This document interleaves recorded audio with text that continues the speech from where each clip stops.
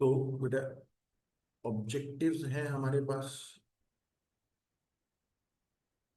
मान लो ये ऑब्जेक्टिव्स है और गोल्स बेटा ब्रॉडर पार्ट। ठीक है, तो जो गोल्स का करेक्टर है बेटा, गोल्स का करेक्टर क्या है? गोल्स होते हैं ब्रॉड। ठीक है, और ये ओपन एंडेड होते हैं क्योंकि इसके अंदर अलग अलग इंटरप्रिटेशन हो सकते हैं। जैसे मतलब ना फिट रहना है तो उसके अंदर अलग अलग फिटनेस का अलग अलग मेजर हो सकता है सबका। लेकिन जो ऑब्जेक्टिव्स होते हैं बेटा ये ज्यादा स्पेसिफिक होते हैं। ये 5 डेज जिम, बात खत्म। वो गए हो नहीं गए हो, वो अचीव अचीव हो रहा है कि नहीं हो रहा, वो आपको पता चल जाएगा। तो ये क्या होते हैं बेटा, मोर स्पेसिफिक होते हैं, ब्रॉडर नहीं होते। इनके अंदर अलग अलग इंटरप्रिटेशन नहीं होती। एक बारी बताया तो फिर वही ऑब्जेक्टिव है आपका, मोर स्पेसिफिक। दूसरा, इसको मेजर करना पॉसिबल होता है क्योंकि इसकी एक सीमा होती है। ठीक है, फिट होने का मतलब तो कुछ भी हो सकता है भाई। मेरे को तो फैट घटाना है, मेरे को तो 5% फैट पे जाना है। ठीक है, तो वो तो कहीं तक भी जा सकते हो आप। लेकिन जो ऑब्जेक्टिव्स होते हैं वो क्लोज एंडेड होते हैं। उनकी एक वैल्यू निर्धारित होती है कि 5 डेज ये काम करना है, इतने दिन में ये करना है, ये वाला चैप्टर इतने दिन में कर देना है, आज की डेट में इतने सवाल कर देने हैं। ठीक है, तो वो क्लोज एंडेड होते हैं। तो इसीलिए उनको ना मेजर करना और उनको रिजल्ट ओरिएंटेड चेक करना, वैल्यू चेक करना उनकी, वो ज्यादा आसान रहती है। ठीक है जी, तो गोल्स एंड ऑब्जेक्टिव। गोल्स हमने डिस्कस तो कर ही लिया।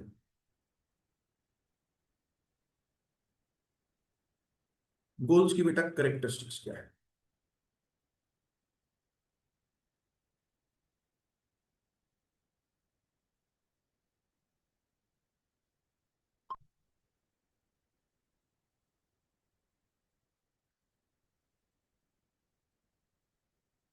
तो बेटा इसके ना दो फ्रेमवर्क आपको बताए गए हैं आपके मॉड्यूल के अंदर, 3 जगह पे। और बेटा ये फ्रेमवर्क आता है, गोल्स एंड ऑब्जेक्टिव के जो फ्रेमवर्क की बात करें ना, इधर भी पढ़ोगे अगले चैप्टर में भी पढ़ोगे, दोनों जगह पर आए। गोल्स एंड ऑब्जेक्टिव दो फ्रेमवर्क है। एक फ्रेमवर्क है बेटा हमारे पास स्मार्ट फ्रेमवर्क। एक जगह पे स्मार्ट लिखा है, एक जगह पे स्मार्ट टू लिखा हुआ है, जू साथ में ऐड हो गया, क्यूट बनाने की कोशिश कर रहे हैं, स्मार्ट इज स्मार्ट टू।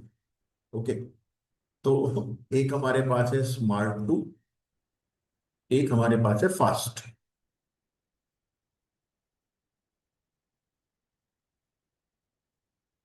तो पेपर में अगर आपसे पूछता है कि कैरेक्टरिस्टिक्स बताओ, तो आपको स्मार्ट टू एक्सप्लेन करना है। ठीक है,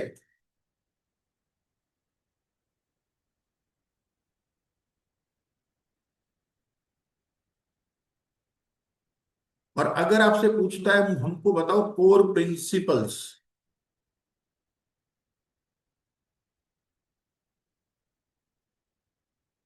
तो फिर आपको फास्ट फ्रेमवर्क बताना है। सिर्फ स्मार्ट टू क्या है? स्मार्ट टू में बेटा एस इज स्पेसिफिक। गोल्स वेग नहीं होने चाहिए। ठीक है, एक दिन बहुत बड़ा आदमी बनूंगा, कितना बड़ा कुछ नहीं पता है। एक दिन बहुत पैसा कमाना है, कितना पैसा कमाना है, बहुत पैसा कितना होता है, यू डोंट नो। स्पेसिफिक करना पड़ेगा गोल। ठीक है, तब वो अचीव होने का चांस ज्यादा हो जाते हैं जब गोल्स वेग नहीं होते। कैसे होते हैं? स्पेसिफिक होते हैं। एम होता है बेटा मेजरेबल, जिसके बारे में हम ऊपर बात कर रहे हैं कि आप उसको नाप सको। ठीक है, तो गोल्स एंड ऑब्जेक्टिव्स कैसे होने चाहिए? मेजरेबल होने चाहिए।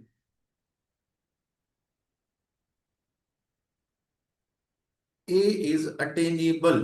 आपने गोल बनाया, स्पेसिफिक बनाया, मेजरेबल भी बनाया, उसको नापा भी जा सकता था, लेकिन उसको अटेन करना यानी कि अचीव करना पॉसिबल नहीं है। ठीक है, तो फिर ऐसा गोल किसी काम का नहीं है बेटा। अटेनेबल, उसको अचीव करना पॉसिबल होना चाहिए। अचीवेबल बोल लो या फिर अटेनेबल बोल लो। R is relevant for your vision and mission. जो भी आपका लॉन्ग टर्म विजन है, आपने जो गोल्स एंड ऑब्जेक्टिव बनाए हो उसी के तरीके से बनाए हो। आपका लॉन्ग टर्म विजन कुछ हो रहा है और आपके जो करंट गोल चल रहे हैं वो उसके साथ अलाइंड ही नहीं है, तो आपके लॉन्ग टर्म विजन के लिए ये गोल्स रेलिवेंट नहीं। तो आपके जो आज के गोल्स हैं वो लॉन्ग टर्म विजन के लिए क्या होने चाहिए? रेलिवेंट होने चाहिए, यानी कि वो आपको लॉन्ग टर्म विजन को अचीव करने में हेल्प करे। T is time bound.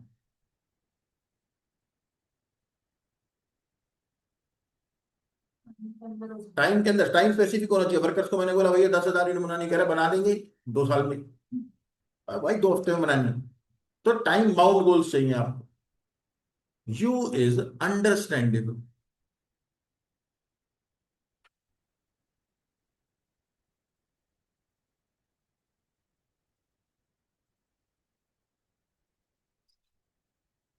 Fast framework बेटा आपको क्या बोलता है? F is frequently discussed goals, आपके बार बार डिस्कस होनी चाहिए,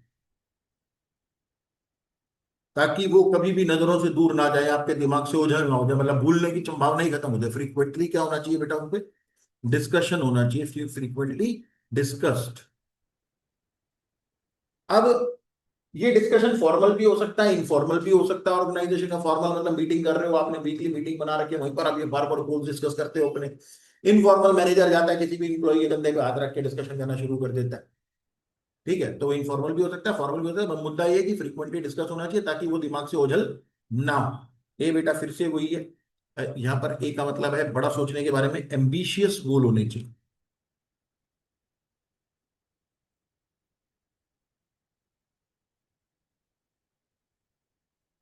S is again specific,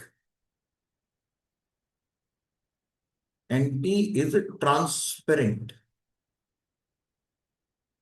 transparent का मतलब होता है जिसकी अचीवमेंट दिखती हो, पता चले कि हाँ ये अचीव हो रहा है, सक्सेस बोल रही है कुछ। ठीक है, तो एक आदमी गांव से निकला, शहर गया, बहुत बड़ा धंधा बंदा सेट कर लिया, बिजनेस उन्होंने सेट कर दिया, लेकिन वो कोठी पता है कहाँ बनाएगा? गाँव में।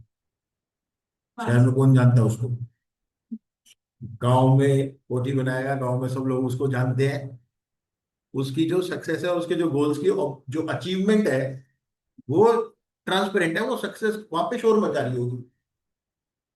तो ट्रांसपेरेंट का मतलब होता है जिसकी अचीवमेंट आपको साफ साफ नजर आ रही है। ऐसे गोल्स होने चाहिए कि हाँ ये अचीव हो गया, ये पूरा नहीं हुआ। ऐसे गोल्स नहीं होने चाहिए जिसका पूरा हो गया कि नहीं हो गया ये पता ही नहीं चल रहा। मुझे मन की शांति प्राप्त हो गई है, हाउ वुड वी नो मन की शांति प्राप्त हुई है कि नहीं हुई?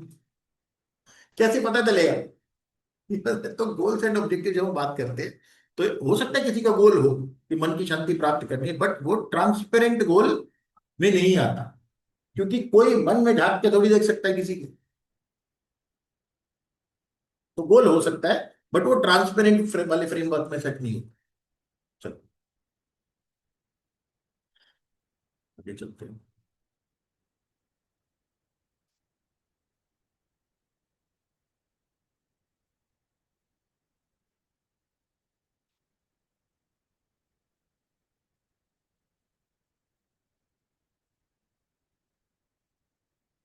स्टडी भी हो गया, स्टडी मैनेजमेंट प्रोसेस हो गया, गोल फ्रीजन हो गए।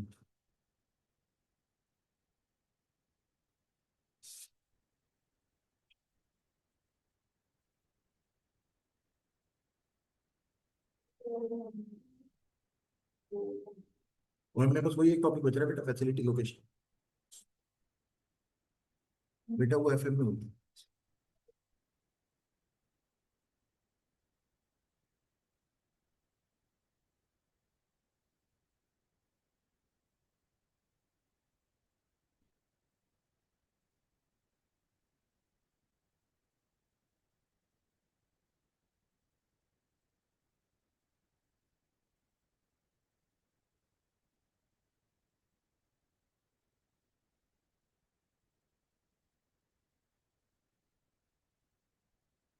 ये बेटा फास्ट प्रिंसिपल बुक में आपके पास 2 बारी है पेज में। एक तो ये आपके स्मार्ट गोल्स भी हैं 2 बारी, 8.5 पे।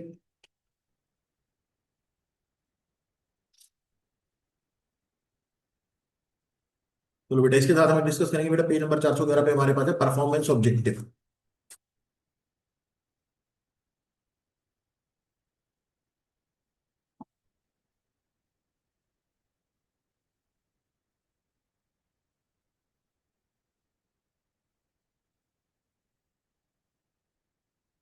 Performance objectives. तो इसमें डायरेक्ट क्वेश्चन आएंगे कि केस स्टडी टाइप? बेटा मेजोरिटी जो क्वेश्चन आ रहे हैं एग्जाम के अंदर तुम्हारे पास में, वो डायरेक्ट आ रहे हैं, स्ट्रेट फॉरवर्ड एक्सप्लेनेटरी क्वेश्चन सब। ठीक है, तो केस स्टडी कब आ गई? चलो, तो बेटा परफॉर्मेंस ऑब्जेक्टिव्स हम किसके लिए सेट करें? एम्प्लॉइज के लिए।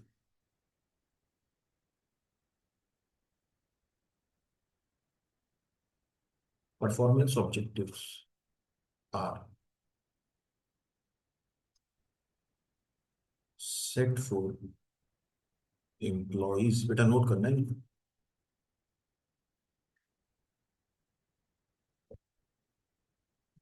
बेटा आप जो ऑब्जेक्टिव्स सेट कर सकते हो किस किस तरीके के हो सकते हैं?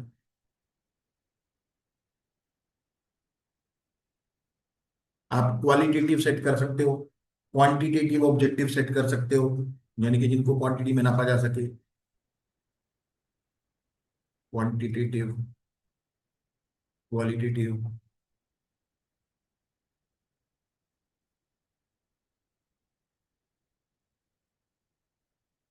एम्प्लॉयज की डेवलपमेंट,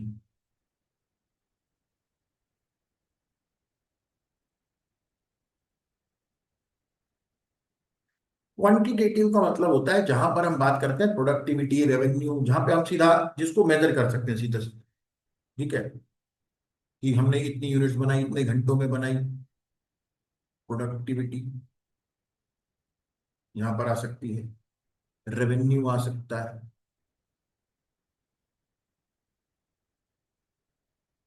ठीक है, क्वालिटेटिव के अंदर क्या आ सकता है सर? क्वालिटेटिव के अंदर आ सकता है कि आपने कितनी डिफेक्टिव यूनिट्स बनाई, कितने परसेंट डिफेक्टिव डिफेक्ट हमारा रिड्यूस हो गया प्रोडक्ट में, क्वालिटी कितनी ज्यादा, कस्टमर कंप्लेंट्स कितनी रिड्यूस हुई है। ठीक है, तो हमारे ऑब्जेक्टिव्स हो सकते हैं reduction of customer complaints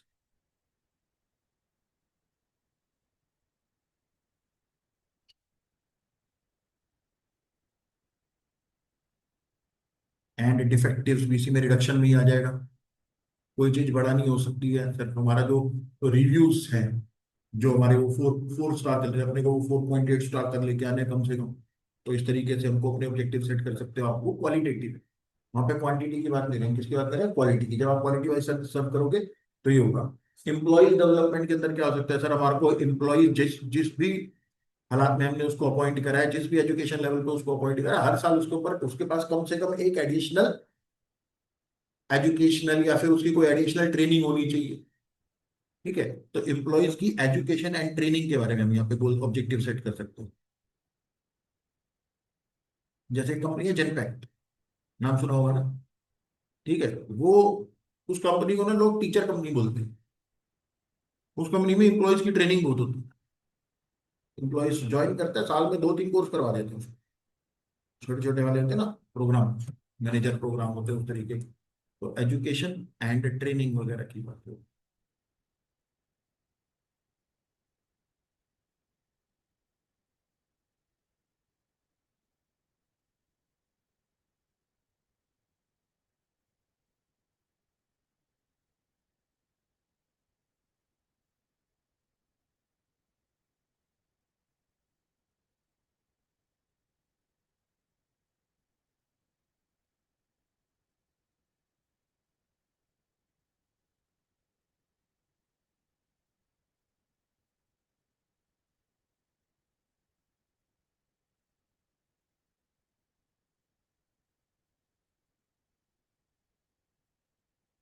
Issues to be kept in mind while setting objectives.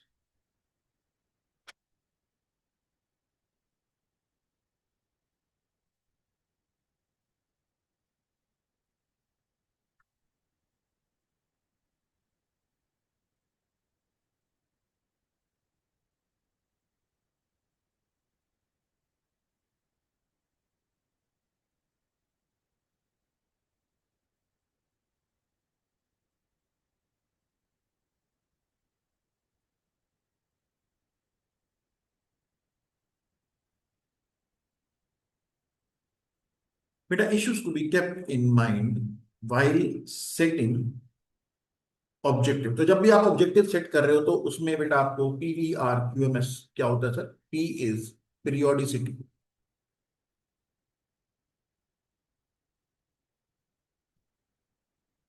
Periodicity means आपने शॉर्ट टर्म के लिए सेट करें गोल्स, मिडिल टर्म के लिए सेट करें या फिर लॉन्ग टर्म के लिए सेट करें। तो periodicity short term, long term या फिर medium term. V is verifiability, जिसको वेरीफाई किया जा सकता है। वही मन की शांति है जिसको वेरीफाई नहीं किया जा सकता। लेकिन ऐसे है कि भैया टर्नओवर डबल करना है तो उसको मेजर किया जा सकता है, हाँ भैया टर्नओवर डबल हो रहा है कि नहीं हो रहा, हर क्वार्टर में 15% की ग्रोथ चाहिए, वो टर्नओवर हो रहा है कि नहीं हो रहा, कस्टमर की कंप्लेंट हर साल हर क्वार्टर में 10% कम हो जानी चाहिए, वो भी मेजर किया जा सकता है, तो वेरीफाई किया जा सकता है। ऑब्जेक्टिव मस्ट बी वेरीफाइबल, यानी कि achieve. Objectives must be achieved. Verify नहीं किया जा सकता तो वो अचीव हुआ है या नहीं हुआ वो आपको पता भी नहीं चलेगा कब।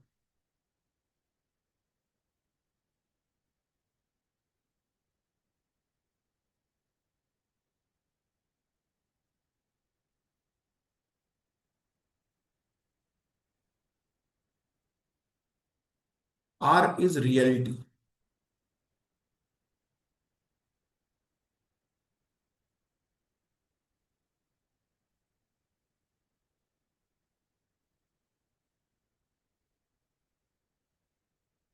रियलिटी का मतलब होता है बेटा आपने ऑब्जेक्टिव तो सेट कर लिए कि ये भी कर दूंगा वो भी कर दूंगा, देश के अंदर 15 ब्रांचेस खोल दूंगा, पैसे हैं नहीं, तो क्या वो ऑब्जेक्टिव रियलिटी में अचीव हो सकते हैं? नहीं हो सकते, नहीं हो सकते। दिक्कत है उनके साथ, क्या दिक्कत है? ऑब्जेक्टिव्स ठीक है लेकिन साथ में रिसोर्स अवेलेबल नहीं है। तो रियलिटी का मतलब है कि आपने जो ऑब्जेक्टिव सोचे, ऑब्जेक्टिव्स प्लस रिसोर्स, जब ये दोनों एक साथ ही आप यूज करके अपने ऑब्जेक्टिव फाइंड आउट करते हो ना, तो उसको बोलते हैं जिन मतलब ऑपरेटिव ऑब्जेक्टिव, एक तरीके से मतलब जिसके ऊपर आप एक्चुअल में काम कर सकते हैं। ठीक है जी। तो ऑपरेटिव ऑब्जेक्टिव्स आते हैं, ये वो ऑब्जेक्टिव है जो प्रैक्टिकल है एक तरीके से। सिर्फ गोल से सेट करना सही नहीं है, गोल्स के साथ अपनी रिसोर्सेज की अवेलेबिलिटी भी ठीक देखनी पड़ेगी। Q is quality, M is multiplicity, मतलब multiple goal objectives, multiple objective, एक से ज्यादा ऑब्जेक्टिव्स। लेकिन ऐसा भी नहीं हो चाहिए कि बहुत ज्यादा बना दी, पूरे नहीं हो रहे, और या फिर बहुत कम है, अंडर अचीवर रह गए हो। ठीक है। तो not too few and not too many.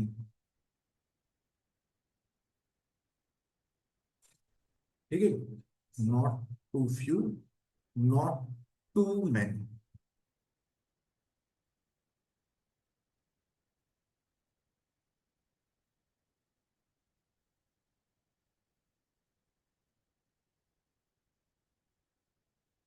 Specific होने चाहिए बेटा।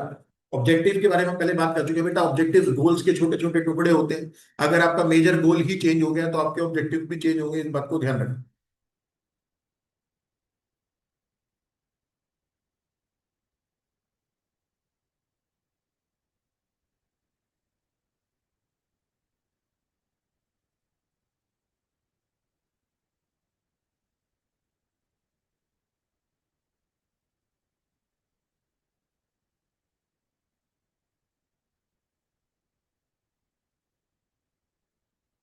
फिर टाइप्स ऑफ ऑब्जेक्टिव्स।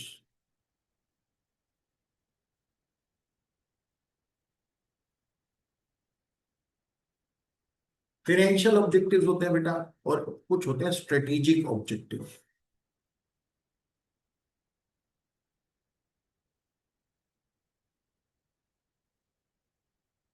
तो फाइनेंशियल ऑब्जेक्टिव मतलब प्रॉफिटेबिलिटी, पैसा।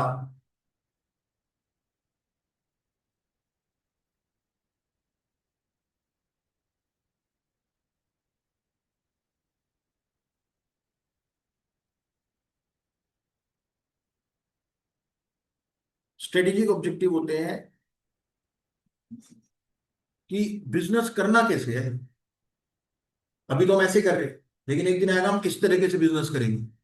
एक तो होता है फाइनेंशियल में मेरी सेल 2 करोड़ की होगी, ठीक है, लेकिन मुझे लगता है अभी तो मैं 15-15 घंटे लगा रहा हूँ, इसी तरीके से लगा रहा हूँ, लेकिन एक दिन ऐसी टीम बना दूंगा कि मेरे को 15 घंटे नहीं लगाने पड़ेंगे, मैं फिर एक और बिजनेस पे ध्यान दूँ। इसका एक नया वर्टिकल खड़ा कर दूंगा कि अभी हम ये करते हैं। जैसे अभी टाटा, जब टाटा सन्स शुरू हुई होगी, तो उस टाइम उन्होंने सारे बिजनेस एक साथ थोड़ी शुरू कर दिए होंगे। एक बारी में एक बिजनेस शुरू किया होगा, जैसे जोमेटो है, तो जोमेटो का ओरिजिनल काम अपना, जोमेटो ने अपना डिलीवरी शुरू करी। वैसे तो जोमेटो बहुत पुरानी कंपनी, 2008 की कंपनी, लेकिन उससे पहले जो डिलीवरी से पहले वो रेस्टोरेंट फाइंडर वाला काम करते थे, रेस्टोरेंट रेस्टोरेंट के रिव्यू वगैरह थे, गूगल था रेस्टोरेंट का वो, जोमेटो। फिर उसके बाद उन्होंने स्विगी को देखा, डिलीवरी शुरू कर दी, और मेरे पास तो नेटवर्क है, जोमेटो के पास तो अच्छा नेटवर्क, क्योंकि वो ऑलरेडी रेस्टोरेंट के साथ, रेस्टोरेंट पे आप टेबल वगैरह बुकिंग का काम कर सकते थे जोमेटो को पहले ना, जब डिलीवरी शुरू नहीं होती ना, ये फूड पांडा वगैरह होते थे। तो स्विगी को देख करके फिर जोमेटो इस पे शिफ्ट हो गया कि भैया हम भी डिलीवरी करेंगे। फिर बाद में उन्होंने देखा यार ये तो क्विक कॉमर्स में बिग बास्केट भी आ गया, तो एक काम करते हैं हम भी ऐसी कोई ऑर्गेनाइजेशन खड़ी करते हैं। तो उस टाइम वो आया था, क्या नाम है, ग्रोफर्स। ठीक है, वो जोमेटो का को फाउंडर था, उसी ने शुरू करी थी, बाद में जोमेटो ने उसको टेक ओवर कर लिया, ग्रोफर को, और अब उसका नाम है ब्लिंकिट। ठीक है। तो अब एक नया वर्टिकल खड़ा कर दिया ना, जोमेटो अभी भी लोग में, ब्लिंकिट प्रॉफिटेबल है। तो जब आपके स्ट्रेटेजिक ऑब्जेक्टिव होते हैं ना, अब वो फाइनेंशियल ऑब्जेक्टिव के बारे में बात नहीं हो रही वहां, वो बिजनेस करेंगे कैसे हम, एक नया वर्टिकल खड़ा करना है, इस मार्केट के अंदर जाना है। वो जो सारे ऑब्जेक्टिव आप सेट करते हैं ना, कि इतने समय के अंदर इतने शहरों के अंदर पहुंच जाना है, इतने समय के अंदर इस पूरे देश के अंदर छा जाना है, इतने समय के अंदर मैं दूसरी कंट्री के अंदर चला जाऊंगा। ये जो सारे ऑब्जेक्टिव हैं, ये आपके कौन से ऑब्जेक्टिव हैं, स्ट्रेटेजिक ऑब्जेक्टिव है। उसके अंदर पैसे की बात नहीं हो रही, प्रॉफिट की बात नहीं हो रही, सेल्स की बात नहीं हो रही, वहां पर अलग अलग तरीके के टारगेट्स अचीव करने की बात हो रही, कि क्या आपने उस वाले शहर के अंदर अपनी पहचान बनाना शुरू कर दिया है कि नहीं कर। तो स्ट्रेटेजिक ऑब्जेक्टिव का मतलब है वे ऑफ डूइंग बिजनेस एक तरीके से।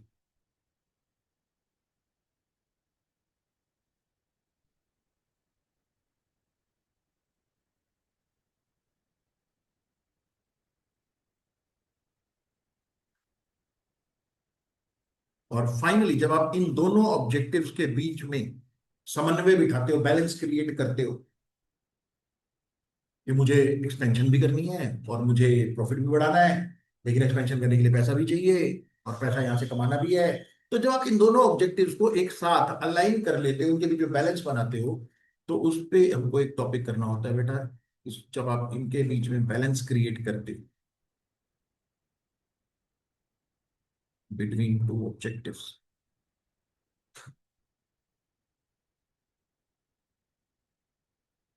तो बेटा हमारे पास एक नया टॉपिक उत्पन्न हो जाता है, उसका नाम होता है बैलेंस स्कोर कार्ड।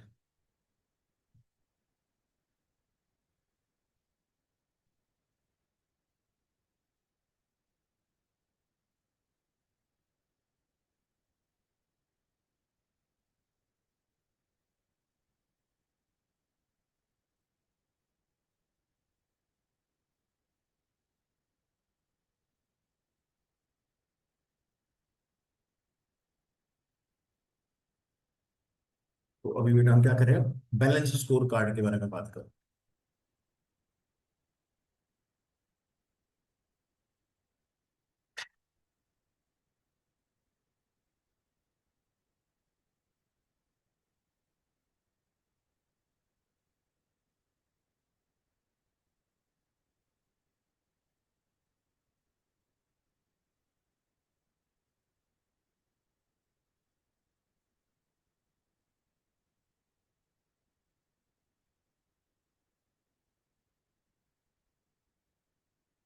तो बेटा जब आप ये बैलेंस स्कोर कार्ड यानी कि बैलेंस मेजर करोगे, तो आप किस चीज को ध्यान में रखते हुए करोगे बेटा, आपके सामने दो पर्सपेक्टिव हो सकते हैं। पर्सपेक्टिव भी नजरिया, किस नजरिए से आप वो स्टेटमेंट प्रिपेयर कर रहे हो। तो आपके सामने दो रास्ते हो सकते हैं बेटा। एक रास्ता हो सकता है आपके पास फिनेंशियल पर्सपेक्टिव,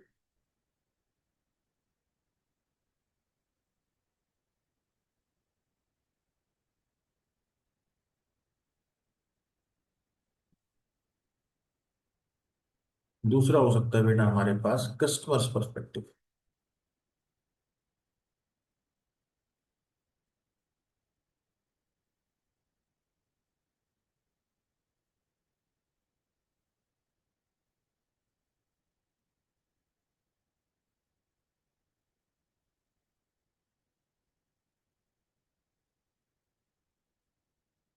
फाइनेंशियल पर्सपेक्टिव मतलब ये आपके फाइनेंशियल ऑब्जेक्टिव वाला पार्ट है जो ऊपर हम बात करते हैं ना, फिनेंशियल ऑब्जेक्टिव, और जो कस्टमर पर्सपेक्टिव है वो आपका स्ट्रेटेजिक ऑब्जेक्टिव, ठीक है। तो ये फिनेंशियल ऑब्जेक्टिव का हिस्सा है,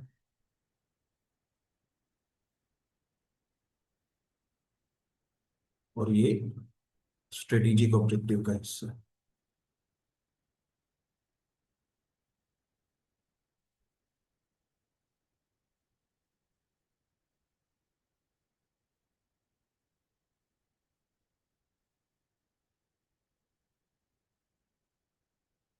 तो हम इसमें मेजर क्या करेंगे सर, बैलेंस स्कोर कार्ड के अंदर?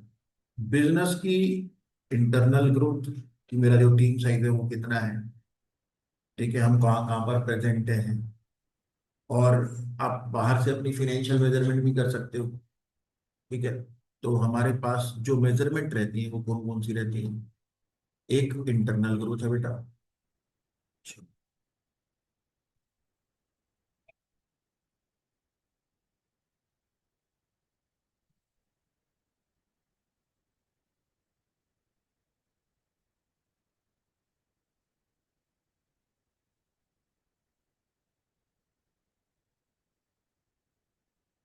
ठीक है, दूसरा हो गया बेटा आपका एक्सटर्नल, यानी कि स्ट्रेटेजिक ग्रोथ।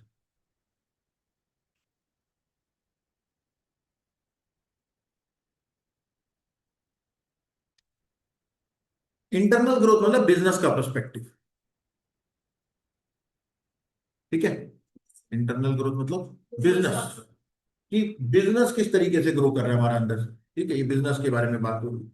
जबकि हम एक्सटर्नल ग्रोथ के बारे में जो बात करते हैं बेटा, यहाँ पर हम अपने क्या नाम है, कस्टमर्स की अचीवमेंट, कितने कस्टमर्स मेरे साथ जुड़ चुके हैं, कितने रिपीट कस्टमर्स मेरे पास आ रहे हैं। जैसे किसी बिजनेस को अगर सक्सेसफुल होना है ना, तो उसके अंदर एक चीज बहुत जरूरी होती है, उसको बोलते हैं रिपीट ऑर्डर्स। आप एक बार ही कस्टमर्स को ले आओगे मार्केटिंग से, लेकिन आपका बिजनेस तभी सस्टेन करता है जब आपके पास कौन से ऑर्डर्स होते हैं, रिपीट ऑर्डर्स। रिपीट ऑर्डर का मतलब है एक ही कस्टमर जब आपसे दोबारा से वही का वही माल ऑर्डर करता है, इसका मतलब आप कस्टमर को सेटिस्फेक्शन दे रहे हो अपने प्रोडक्ट से, तभी वो आपसे दोबारा माल खरीदेगा। इसको मैं कहा,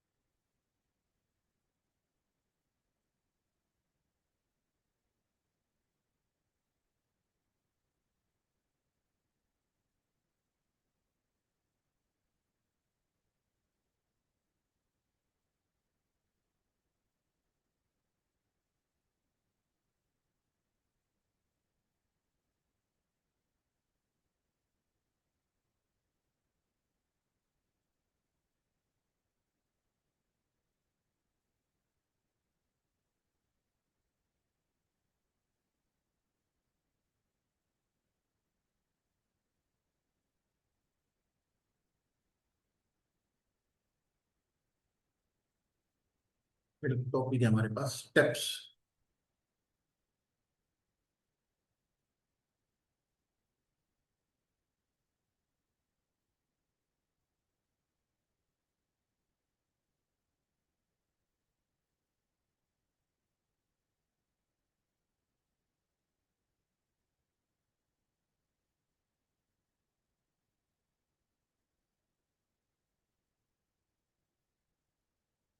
तो बेटा जैसे आप स्ट्रेटेजी बनाने के स्टेप्स यूज करते हो, पहले वही विजन मिशन गोल्स ऑब्जेक्टिव वगैरह सारी चीजें सेट करते हैं, सेम काम यहाँ पर भी आपको पता है, आपको स्ट्रेटेजिक ऑब्जेक्टिव पे जाना है या फिर फाइनेंशियल ऑब्जेक्टिव पे जाना है, कस्टमर ओरिएंटेशन पे जाना है।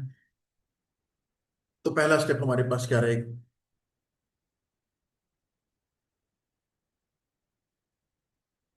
Steps in creating balance score card. तो पहला स्टेप बेटा वही है, आपके पास विजन एंड मिशन आपको सेट करके,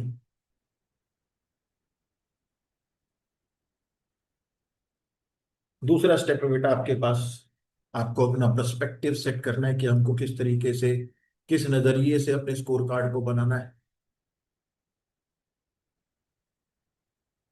स्ट्रेटेजीज बनानी पड़ेंगी, उसके लिए स्ट्रेटेजीज क्रिएट करेंगे।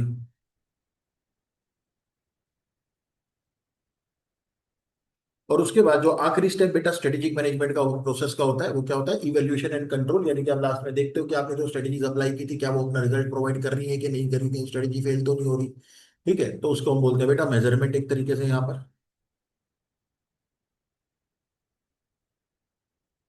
या फिर आप बोलो बेटा इसकी हमने क्या करनी है, मॉनिटरिंग करनी है, परफॉर्मेंस।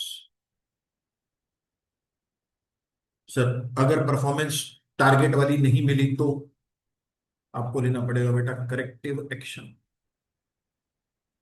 जो हमने सोचा था, अगर वो ऑब्जेक्टिव मीट नहीं हो रहे, चाहे वो फाइनेंशियल या स्ट्रेटेजिक ऑब्जेक्टिव्स हैं, अगर वो मीट नहीं हो रहे तो फिर आपको क्या लेना पड़ता है बेटा, करेक्टिव एक्शन। ये हमेशा नॉर्मल प्रोसेस का पार्ट रहेगा। जब भी आपने कहीं पर भी कोई डिसीजन लिया है तो उसके बाद करेक्टिव एक्शन के लिए रेडी रहना पड़ेगा। डिसीजन के रिजल्ट फेवरेबल हो भी सकते हैं, नहीं भी हो सकते। ठीक है, तो उसके बाद हमारे पास आखिरी स्टेप क्या है बेटा, corrective action.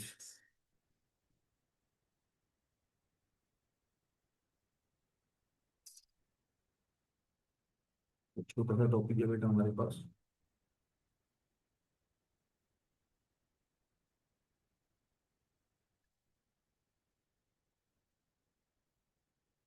Balance score card के बाद बेटा मॉड्यूल में मुझे दिख रहा है अगला टॉपिक है ईवीए। तो एक छोटा सा टॉपिक है, फटाफट पहले इसको भी डिस्कस कर लेते हैं, फिर चलेंगे ऑर्गेनाइजेशन कल्चर पे।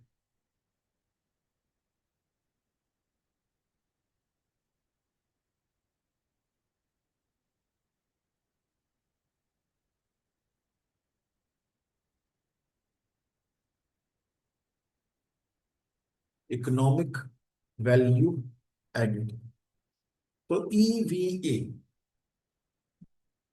तो ईवीए बेटा मतलब क्या होता है इसका, ये एक परफॉर्मेंस मेजरमेंट का ही तरीका है ऑर्गेनाइजेशन की।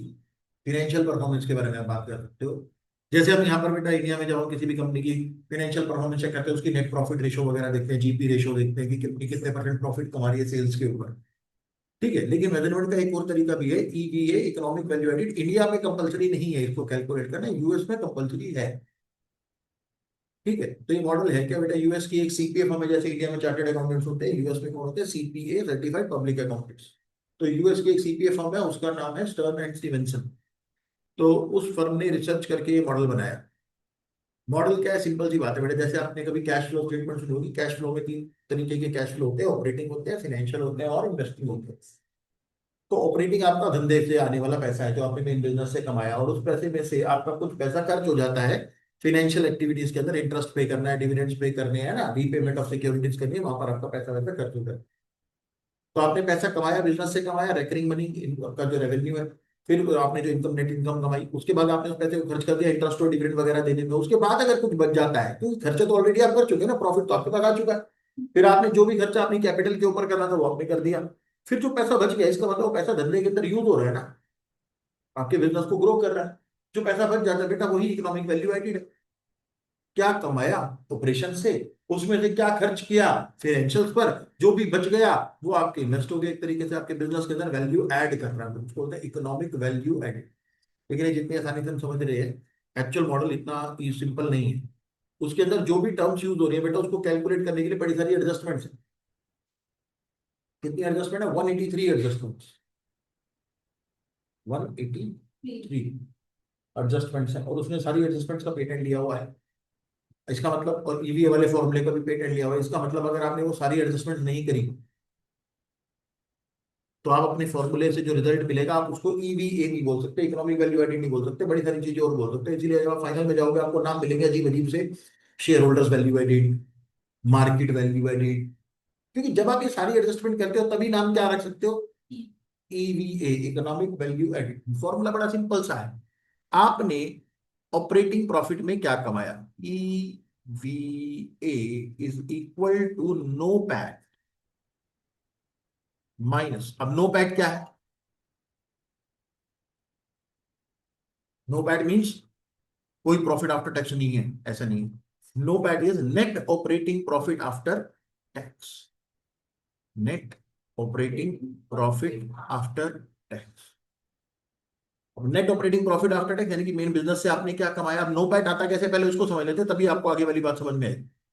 No PAT net operating profit चाहिए, लेकिन अगर आपको याद हो तो बेटा आप प्रॉफिट आफ्टर टैक्स तक कैसे पहुंचे थे। ईबीआईटी होता है, ईबीआईटी में से पहले क्या माइनस करते हो, इंटरेस्ट, तो क्या आ जाता है ईबीटी, फिर आप इसमें से पे कर देते हो टैक्स, आपके पास बच जाता है अर्निंग आफ्टर टैक्स यानी कि प्रॉफिट आफ्टर टैक्स। लेकिन इस प्रॉफिट आफ्टर टैक्स तक पहुंचने के लिए आपने क्या माइनस किया है, इंटरेस्ट तो ऑपरेटिंग आइटम ही नहीं होती, इंटरेस्ट तो फाइनेंशियल आइटम है, कैश फ्लो स्टेटमेंट में भी सीखा हुआ है तुमने ये बात। तो इंटरेस्ट तो कौन सी आइटम होती है बेटा, फाइनेंशियल आइटम, ऑपरेटिंग आइटम ही नहीं है, तो फिर इसको तो माइनस करना ही नहीं है। तो सर क्या करें, ईबीआईटी में तो सीधा ये वाला टैक्स माइनस करते हैं, ये वाला टैक्स भी नहीं माइनस करना क्योंकि ये वाला टैक्स इस प्रॉफिट पर कैलकुलेट हुआ है जो आया कैसे था, इंटरेस्ट माइनस करने के बाद। तो क्या करना है आपको, जो प्रॉफिट चाहिए net operating profit after tax, उसको तक पहुंचने के लिए हम क्या करते हैं, सीधा ईबीआईटी पर ही टैक्स लगा दिया जाता है, इंटरेस्ट माइनस किए बिना। ईबीआईटी, इसी पे ही वो टैक्स लग जाएगा। 100 रुपए अगर ईबीआईटी है तो 100 रुपए पे ही टैक्स लगा दो, इंटरेस्ट माइनस करने की जरूरत नहीं है, ना ही इंटरेस्ट के ऊपर होने वाली टैक्स सेविंग कंसीडर करनी है। इंटरेस्ट पर होने वाली टैक्स सेविंग कंसीडर नहीं करनी। हमने कॉस्ट ऑफ कैपिटल नाम का चैप्टर पढ़ा हुआ है।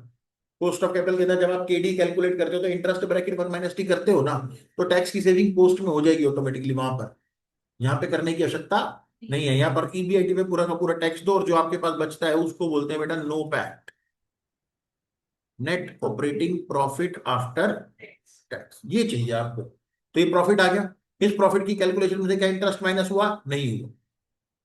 क्या उसके ऊपर होने वाली टैक्स सेविंग कंसीडर करी, नहीं करी।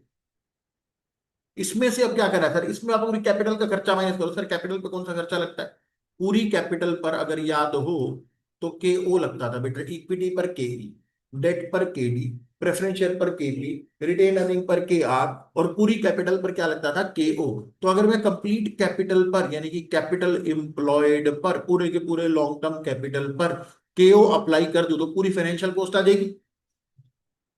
डेट इक्विटी प्रेफरेंस, इसके अंदर डेट भी होंगे कि नहीं होंगे, होंगे। डेट भी होंगे तो इसके के अंदर भी केडी होगा कि नहीं होगा, होगा। तो डेट पे लगने वाला जो इंटरेस्ट का बर्डन है वो तो यहाँ पे हो ही रहा है ना इंक्लूड, तो यहाँ पे माइनस हो जाएगा। पहले माइनस करने की जरूरत क्या है, पता चल रहा है यहाँ पर भी माइनस कर रखा है, इधर भी इंक्लूड हो गया, तो दो दो बारी माइनस हो जाएगा ना वो तो। इसलिए यहाँ पर पहले माइनस नहीं करते हम, ईबीआईटी में से सीधा क्या माइनस करते हैं, टैक्स, इंटरेस्ट माइनस नहीं करते, ना ही उसके ऊपर होने वाली टैक्स सेविंग, क्योंकि जब आप केओ लेते हो तो केओ के अंदर केडी भी होता है, और जब केडी होगा तो केडी की कैलकुलेशन के अंदर 1 - टी ऑटोमेटिकली यूज हो गया होगा, तो टैक्स सेविंग भी यूज हो चुकी है, सब कुछ हो चुका है। बस पहले मत कर देना इंटरेस्ट माइनस, क्योंकि उससे क्या होगा, डबल डिडक्शन हो जाएगी इंटरेस्ट। तो नो पैट आपने ऑपरेटिंग प्रॉफिट कमाया, अपने धंधे से इतना पैसा बनाया और उस पैसे को इतना हमने खर्च कर दिया, कैपिटल इंप्लॉयड मल्टीप्लाई बाय के। तो ये आ गया ईवीए। अब इसमें जो कैलकुलेशन यूज हो रही है ना, केओ कैसे कैलकुलेट होगा, कैपिटल इंप्लॉयड कैसे आएगा, नो पैट कैसे आएगा, इस सब की कैलकुलेशन के लिए 183 एडजस्टमेंट, ठीक है, लेकिन हमको वो एडजस्टमेंट करनी ही नहीं है। तो ईवीए आपको क्या बताता है, क्या ऑपरेशन से कमाया, क्या फाइनेंशियल पे खर्च कर दिया, एक तरीके से जो भी आपने धंधे के अंदर इन्वेस्ट कर दिया वो ईवीए है। समझने का आसान तरीका ही। तो बेटा आपके मॉड्यूल के अंदर ये फॉर्मूला लिखा हुआ है वैसे।